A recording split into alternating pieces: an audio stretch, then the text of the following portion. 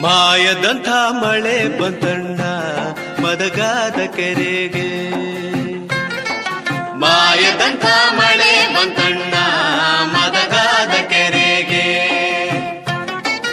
ಅಂಗೈಯಷ್ಟು ಮೊಡನಾಗಿ ಭೂಮಿ ತೂಕದ ಗಾಳಿ ಬಿಸಿ, ಭೂಮಿ ತೂಕದ ಗಾಳಿ ಬಿಸಿ, ಭೂಮಿ ತೂಕದ ಗಾಳಿ ಬಿಸಿ. ಗೂಡಾಗಿ ಗೂಡಾಗಿ ಚಲಿದಳು ಗಂಗಮ್ಮ ತಾಯಿ.